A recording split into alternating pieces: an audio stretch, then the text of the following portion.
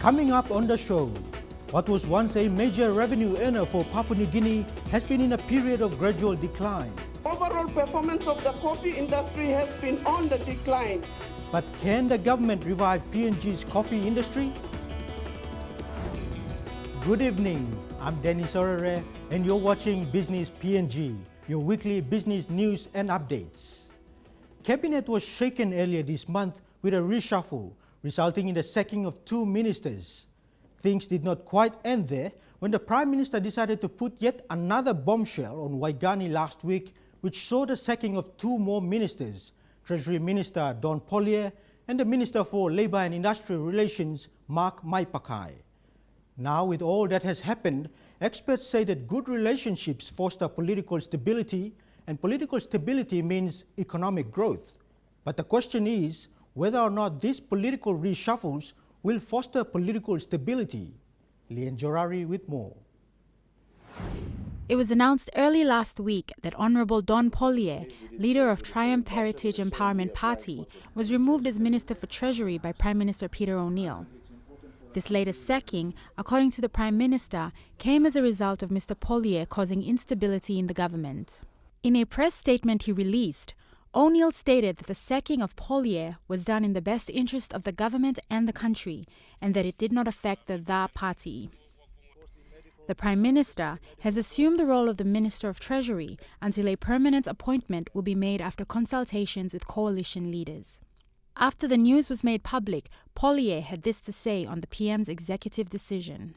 I'd like to announce on behalf of the party and my leaders today that the prerogative to commission and decommission ministers of cabinet is a prerogative that belongs to the Prime Minister of any democracy.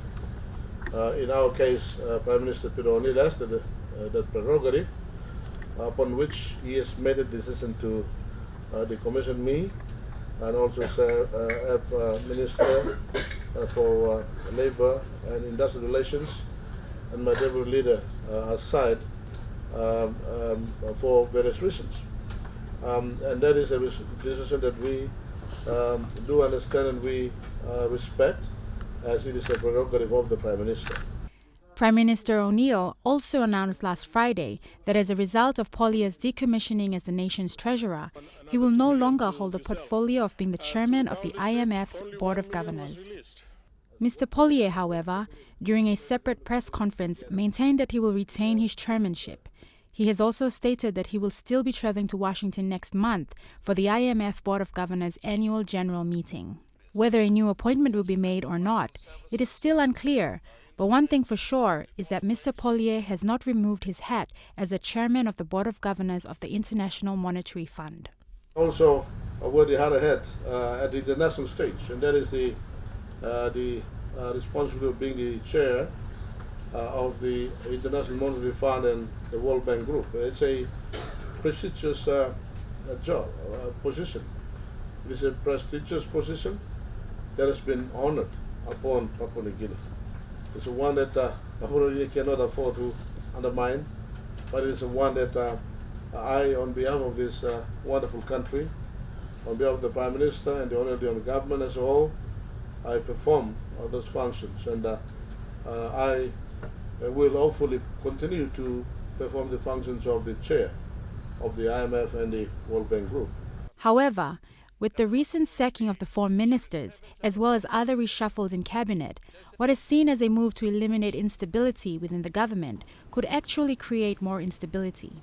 According to the head of the executive branch of government, Dr. Alphonse Gelu, good relationships means political stability, and political stability means economic growth and effective service delivery.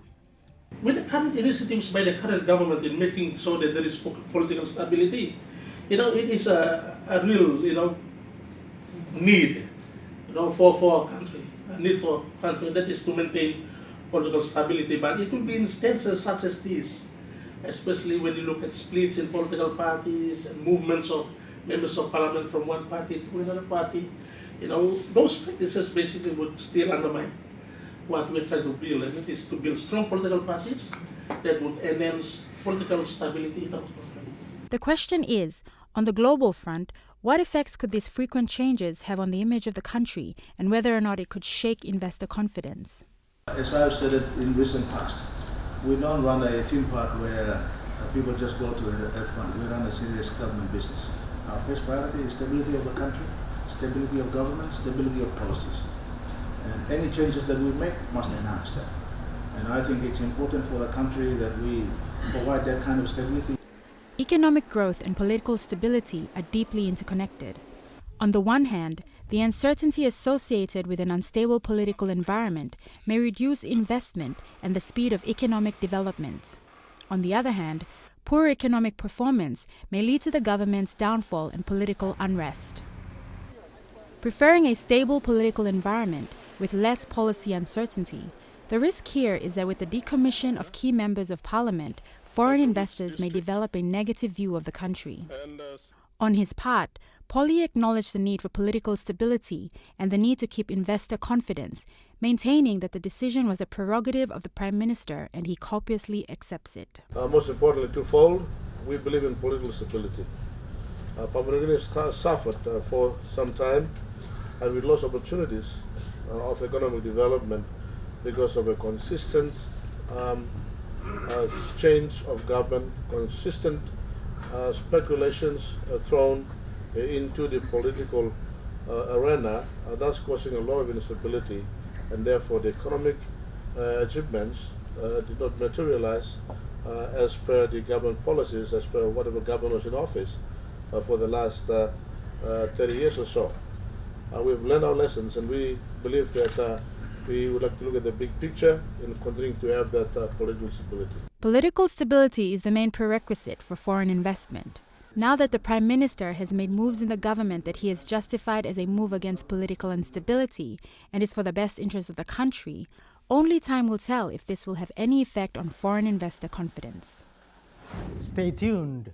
Up next, the government's plans on reviving PNG's coffee industry.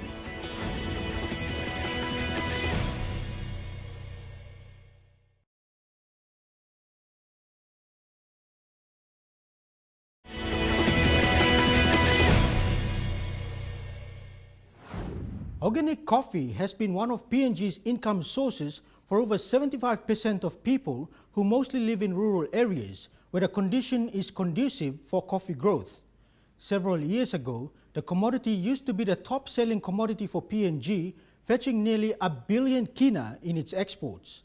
But its recognitions in the world market have slowly begun to die out as the export level dropped. For those who buy PNG's coffee overseas, it's good for them, but not for those who grow it.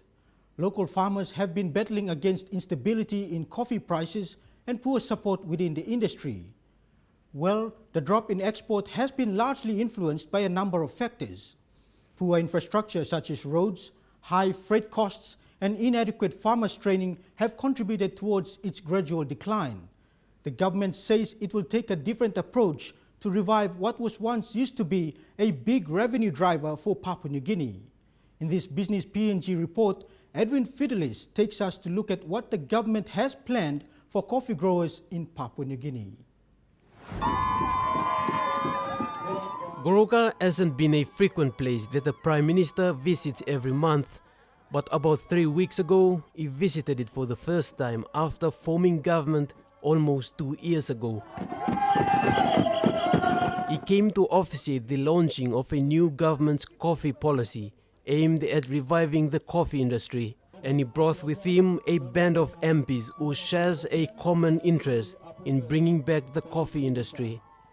Over 1,000 people, mostly coffee farmers from all over the Highlands region, gathered at the National Park in Goroka to witness the launching of this new coffee policy.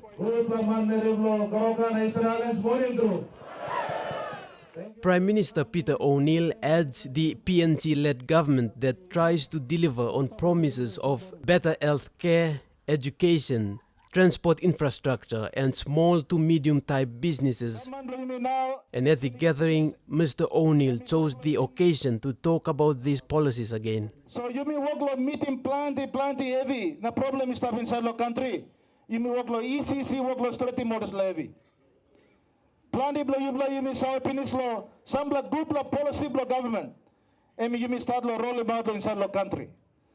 One block law all this like free education you mi work law roll him out. The government's policies are centered around improving the lives of ordinary Papua New Guineans who mostly lives in remote places all over the country.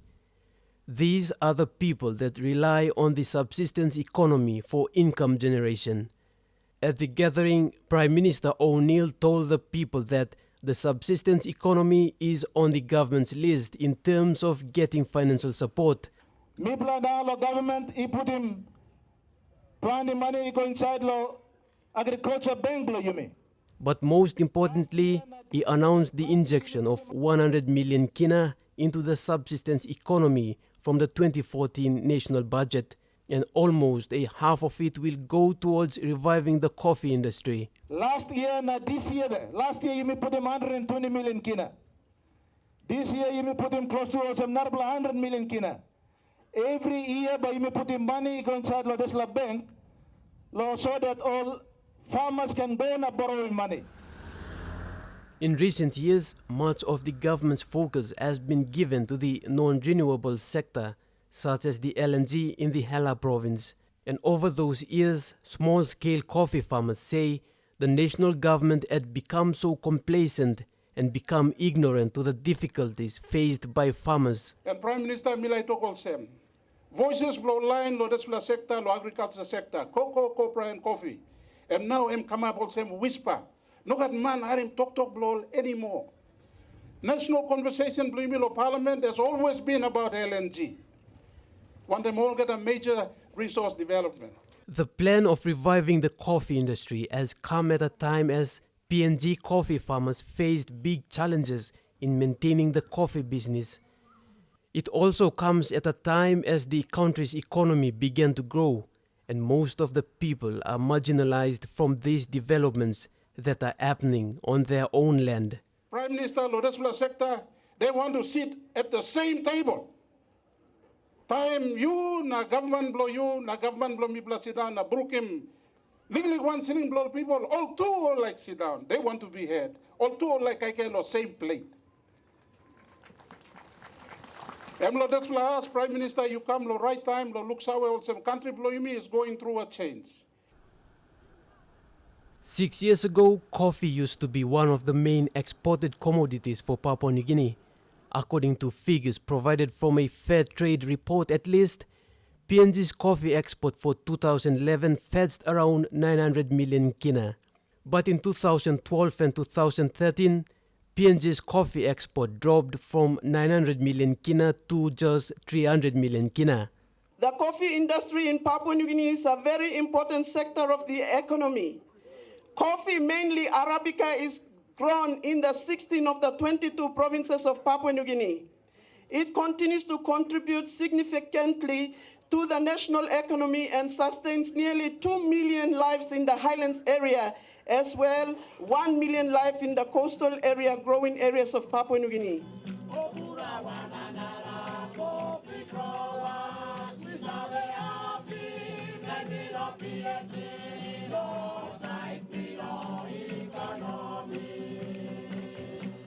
Although the plan for reviving the coffee industry may seem simple, it has implications to it, the Prime Minister says. Me like talk about some government too. It looks away. Or some infrastructure blow you me bagarap blow gata. Road blow you me bagarap. Plan the desla 10 million you me salami golo 1 district. Plan the blow by golo straight mall road. Plan the blow by go straight mall infrastructure also mall bridge. First, the government has to fix outstanding issues to allow the plan to work effectively. The Minister for Agriculture and Livestock, Tommy Tomskol, shared these same sentiments. You must help him all growers, all farmers, because 87% long people of Papua New Guinea only not stop inside, only stop outside long place. Now farming, agriculture, and one important sector where you stop. Mr. O'Neill said the government will pump in more money to subsidize air freight costs for remote coffee producing districts like Kabum and Meniamia in the Morobe province that has limited road access. And he says the government will also put money into rehabilitation programs to teach farmers new coffee farming skills.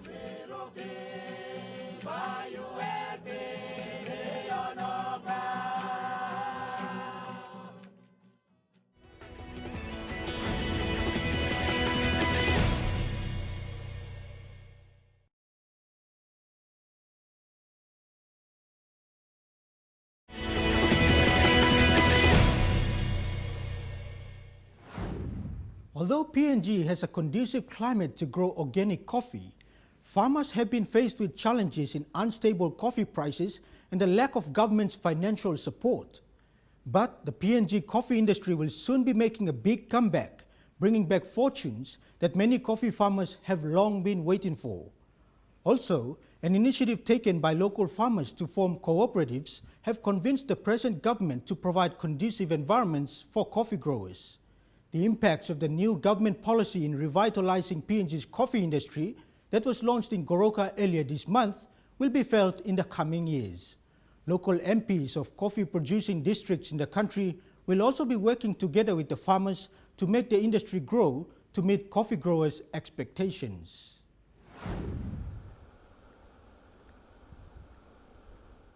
Unlike other sectors, more than 80% of ordinary Papua New Guineans rely primarily on agricultural commodities and livestock as a substantial mean for their income.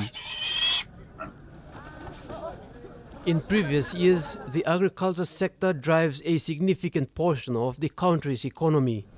But in the years leading to the mineral boom in the country, the agriculture sector never got the recognition it deserves. I think also, me also member of Goroka and representing people of Eastern Highlands where CIC staff. Me like talking me also industry here. I mean needing big help. Help. Now but you ask him but him help on them. First and foremost, Prime Minister, me like talk also don't change the policy direction. Once CIC giving you policy, stick to it and run with it. Economical reports from financial institutions and other agriculture-based organizations have shown that PNG's coffee industry hasn't done well over the last 3 years. Coffee go inside na Salem coffee time all road no plan di desla something ni bagara. Freight cost and big platruso online is taposem lo Marawaka, online is taposem lo Okapa, plan the coffee blog all pick him, all put in lo masin, all was him, all try me go, already lo karimikam, balus cost or freight cost and kill him all, so coffee and stop lo house blow go na, all cook and plan the coffee. PNG coffee farmers are listed amongst the coffee producing countries where the cost of pre-production is greater than its post-production costs. This is largely driven by high transportation costs, high interest loans from banks, lack of awareness on coffee innovations, and the outstanding country's law and order issues. You may put in plan the money go inside because law and order you come up one big plan. Heavy inside law you may look at the whole industry of some coffee too. Law and order come up one challenge too. Na road na infrastructure you may. But the new approach taken by the government aims at providing enabling environment to allow the coffee industry to grow. Enabling environment includes proper infrastructure like roads and bridges that will give easy access for rural coffee farmers to bring their coffee bags to the urban markets.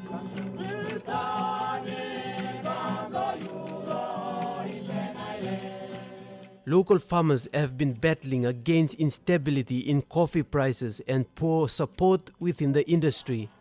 Sentiment lo mi plogeta. All buyers and all growers.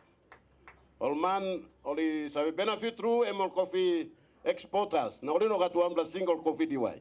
Recent statistics and events have shown that overall performance of the coffee industry has been on the decline, both in terms of production, output and quality. Mr. O'Neill says the government has taken heed of the farmers' difficulties, but he says it will take a while before the farmers can feel the impacts of the changes that are happening. Plan di blow you me work lo less taso. Plan di blow you me na lag work lo drum blow you me. You me must take him ownership. Or some you me ogada back sim work lo some all office nestap. Plan you must work lo ground lo look at him family blow you me. Now to government too, emi work lo must go past lo provide him this la opportunity lo provide him plan the funding iko inside the coffee industry blow you me.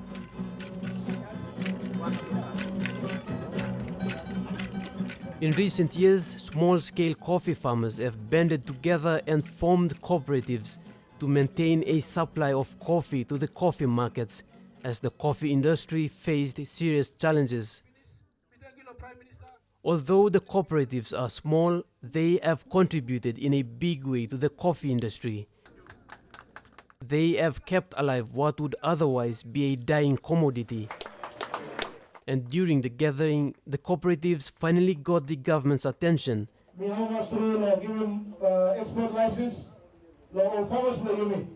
The major coffee regulatory body, Coffee Industry Corporation, issued the cooperatives with export licenses.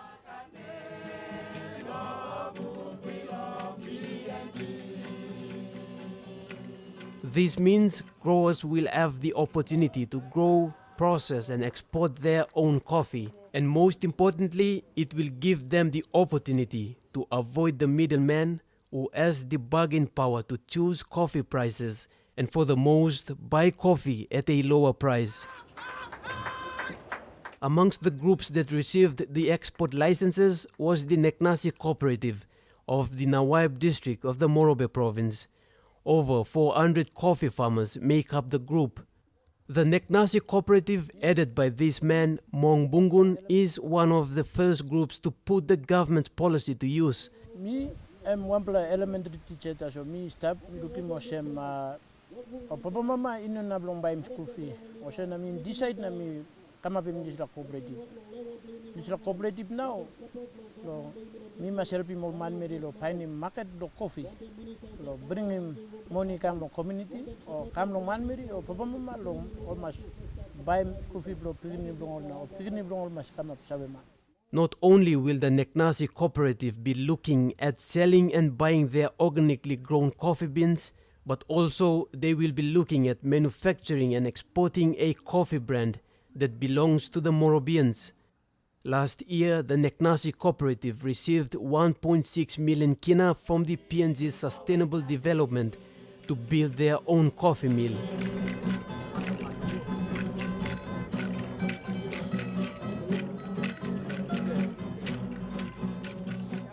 But all these are for the coffee industry alone. While coffee is expected to make a big return, the Prime Minister says the government will also be looking at improving other agricultural commodities like cocoa and copra so that all the agricultural commodities are given the same type of treatment.